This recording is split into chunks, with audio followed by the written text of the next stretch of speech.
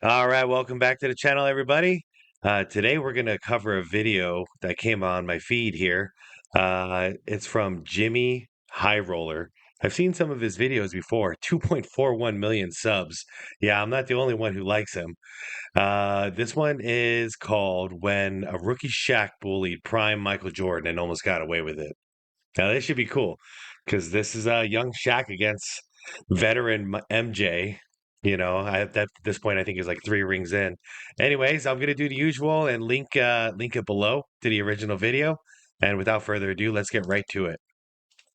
February 16th, 1993, Michael Jordan and Shaquille O'Neal had one of the greatest duels of the decade.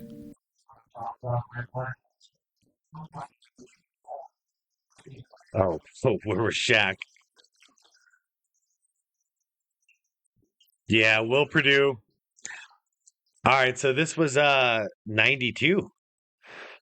92. So yeah, it's championship Jordan, but not old Jordan, because that's Will Purdue and Grant still playing.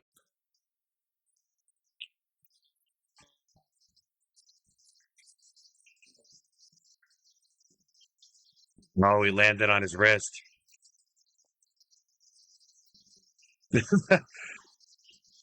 I mean, what the hell is Horace Grant and Will Purdue and Bill Cartwright and these guys going to do against young Shaq? Boom.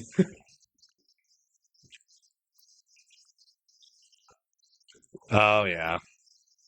Yep.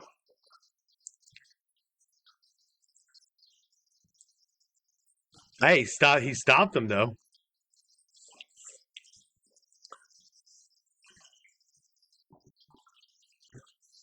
Good Lord. 24 rebounds. In a back and forth Yep. So many people act like Shaq was nothing before he went to the Lakers. Man, I think he was better.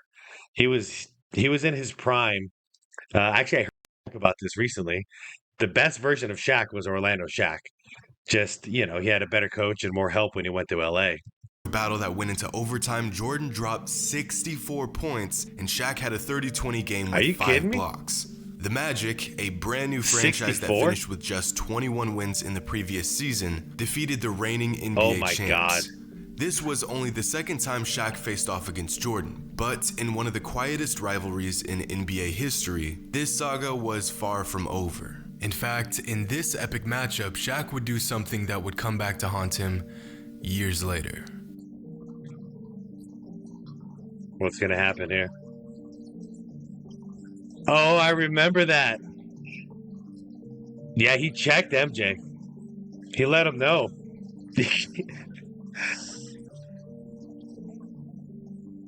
Oh, he lifted him up. I can't let him dunk on me. That's not gonna happen. I had to touch him up. Man. There's one I'm not getting dunked on. That'll be a poster forever because Mike was the man at the Oh time. my God. So when I go to help him up, he said, "Don't ever help nobody up." Great foul. That's literally like whiplash and aftershock. It doesn't look like it's that bad, but that's a Shaquille O'Neal. Like he went into a brick wall that was jumping toward, like that would shake you up. Like that would scare your ass. Don't do that. I don't need your help. But I'm coming back. Don't you worry.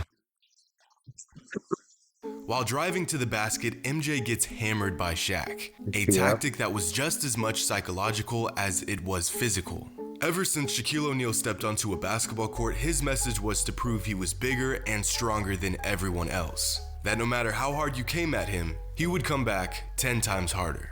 But in his attempt to get inside Jordan's head, Shaq inadvertently sparked a fire inside MJ that would later lead to a career-altering decision. Just so you guys know, that's not LeBron there. Like Jordan didn't pretend to get hurt. He didn't want anybody to know if he ever was hurt. Like Jordan was really shaken up there. Like that really hurt him. In the early 90s, Shaquille O'Neal bullied his way into NBA superstar status like no other rookie had done before. In his first 10 games, Shaq was putting up stat lines that no 20-year-old rookie my should God. be putting up. That's his rookie. Oh my God. First 10 games in a league. Yeah, he was a sensation. Wow. 26 and 16. The basketball 3 world knew he blocks. would be good, but this good, this early, was unheard of. In 1996, Shaq made the 50 greatest players in NBA history Well list deserved. in just his third season at the age of 23. To put this into Wow. perspective, the youngest player in last year's I didn't know All-Star that. game was 22. At the moment, these are the best 23-year-olds in the NBA. It would be an impossible stretch to say that any of these players would be considered a top 50 player of all time. In fact, only 2 of them have an All-Star appearance. And yet, at this point in his career, Shaq was on the same list as the best players to ever lace up. Man. But no matter how incredible Shaq was, as long as Jordan was in the league, he would be an afterthought in regards to the best player in the NBA. The conversation is always Kobe versus Michael, but while Kobe was trying to earn a spot on his high school's varsity team, Shaq was busy trying to dethrone a prime Michael Jordan. And after losing again and again and again, Shaquille O'Neal actually succeeded. After the 1992-93 season, Mike took his infamous break from basketball, leaving the door wide open for Shaq to take over the NBA. Just one season into the league, Shaq and the rest of the world were taken by surprise when a prime Michael Jordan retired from basketball. And Man, I still remember that morning when it happened. You know, me and my brother went downstairs, popped on ESPN, Sports Center, and we couldn't believe what we were witnessing. Like in the middle of his prime. Like we worshipped Michael Jordan and he was just gonna retire. It was insane.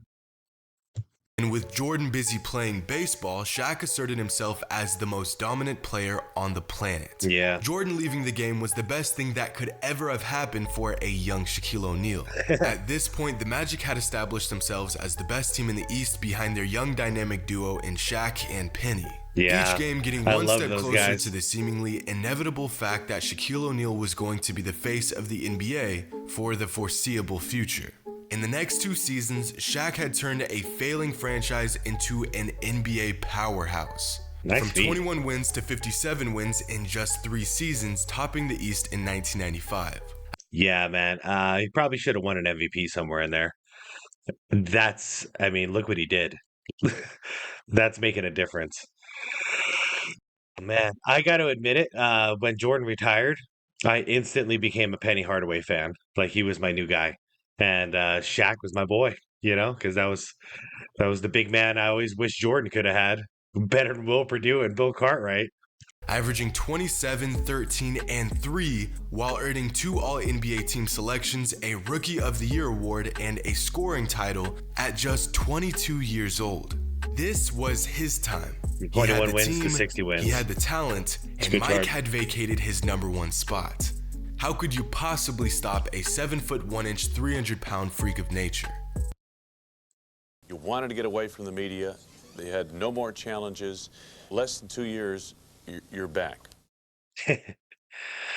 I'm Just at the back. moment Shaq Yep, there thought it he is. was free from Jordan's reign, Sports Illustrated. Michael decided maybe basketball was a sport after all and returned to the game in the spring of 1995. And that fast track to the NBA Finals just took a detour for Shaq and the Magic. But the last time Michael played Shaq, the Magic weren't even a playoff team.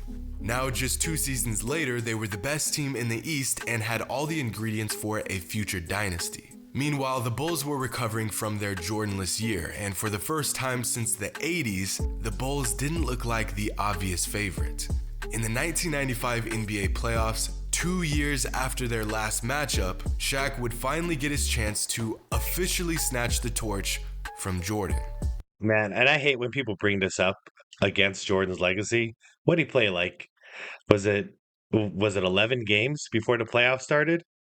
After over a year and a half retirement from basketball, he had like 11 games to get back in basketball shape, and look who's waiting for him: a prime Kobe and Shaq. Like, dude, I don't know, man. It took balls to even show up and try that. And he did just that. Yeah, he did. Big guy gets it there. O'Neal with the fadeaway, and it's now 7-2. Magic with a lead. No one can guard Shaq. Shoots it in, starts to back in. Will comes over to help. Oh, the whole team can't guard Shaq. O'Neal jump hook. And these two for in against Shaq. Try to adjust in the air, and Oh, he got him. Shaq Good with the block. steal. Look at look at. This is Orlando Shaq. Look, He does. What a big play by Shaquille O'Neal. he was crazy back then. Tosses it in. He was so quick. Backs it in. O'Neal throws it in. Basket by Shaq. On the floor, Shaq, and that'll do it. O'Neal with the slam.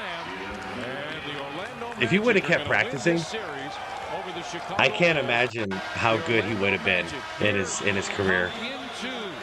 But at some point, he just stopped improving and just kept gaining weight.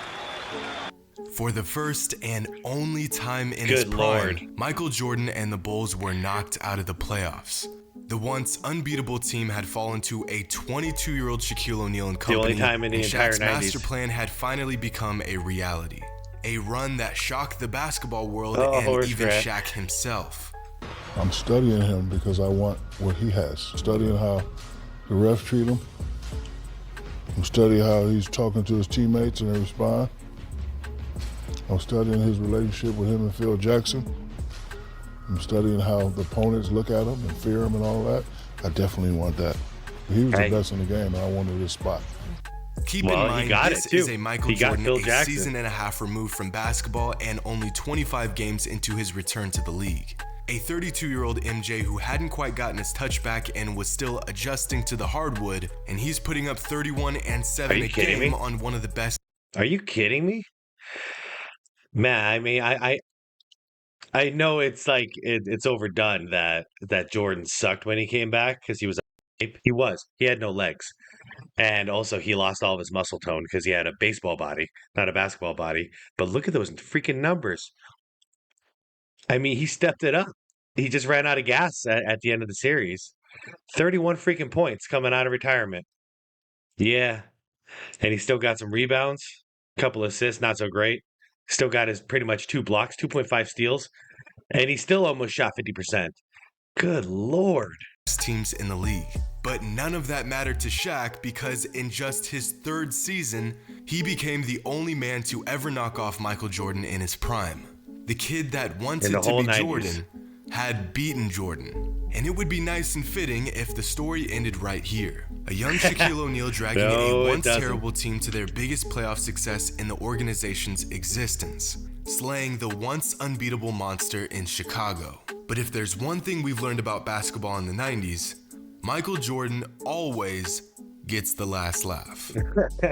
Following their defeat to the Magic, Michael Jordan and the Bulls went on their 1996 revenge tour, Yep. absolutely bullying their way through the entire league, breaking multiple NBA Get records outta and here. winning the most games in a single season at the time. A reminder to the NBA that Michael Jordan and his squad were still the best basketball team on the planet.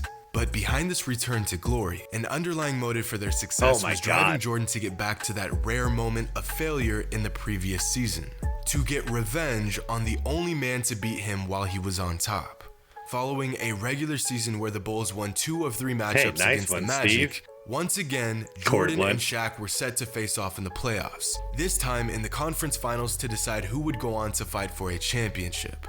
Shaq thought it was his time, but Mike had to remind the Diesel that his time was up. Yeah. Michael I mean, the worst thing that ever happened in Shaq's career was he didn't win a ring while Jordan was retired. And you can thank Hakeem Olajuwon for that. has seen his teammates rise to the occasion, playing with the fire and determination that is the Bulls one win away from a trip to the finals. But one giant roadblock still stands in the way. お前はもう死んでいる。何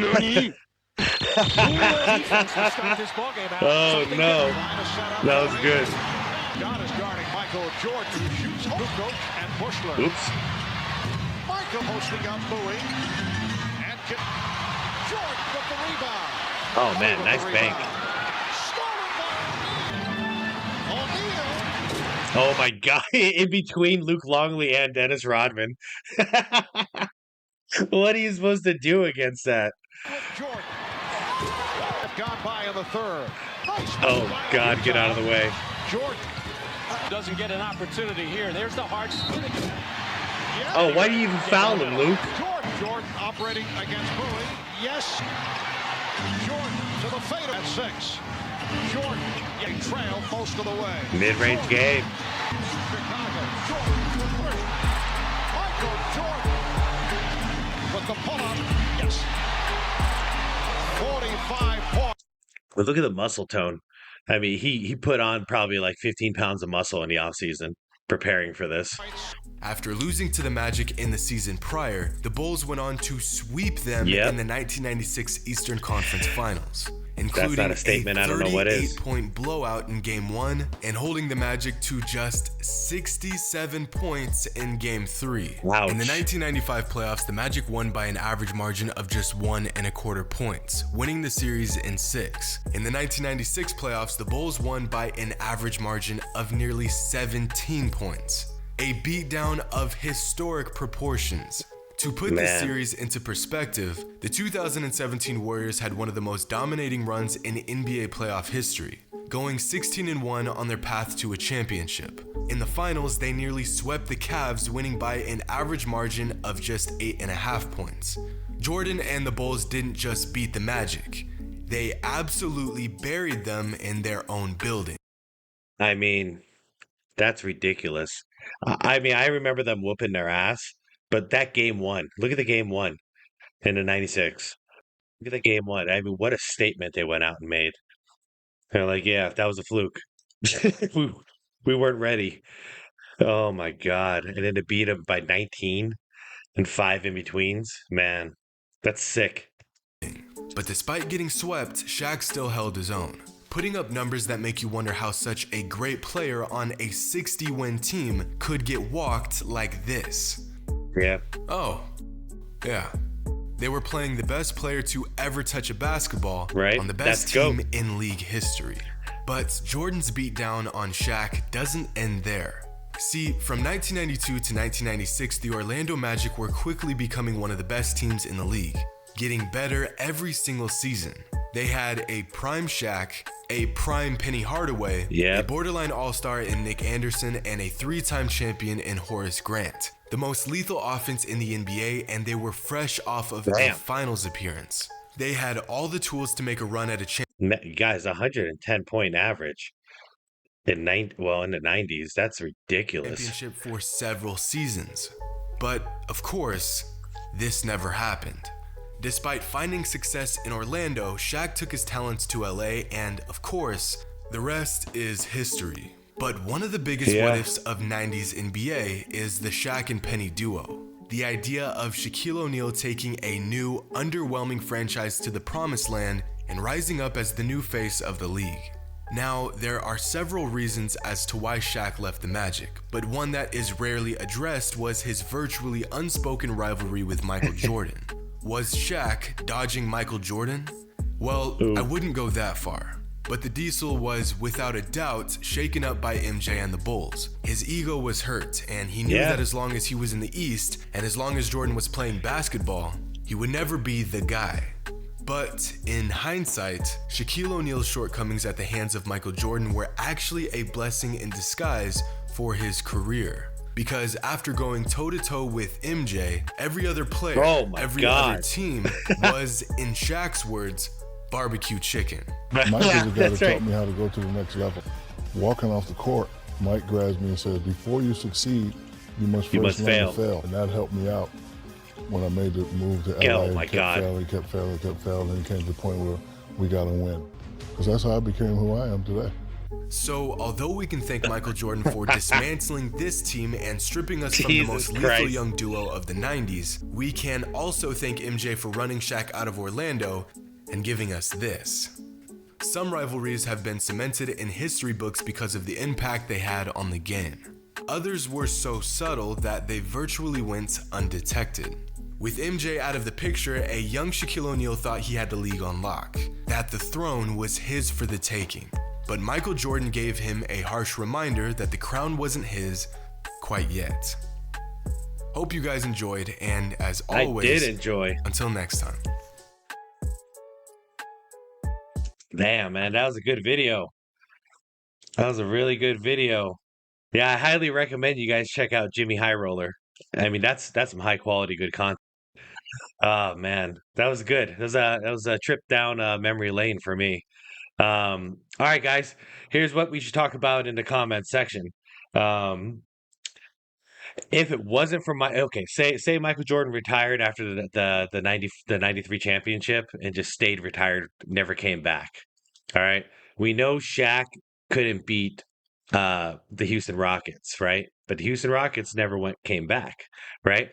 So if Jordan stayed retired, how many rings do you think Shaq would have had with the Orlando Magic? Huh? Because I think he might have had three. Because we know who went in the West, right? It went Seattle, Utah, and then Utah.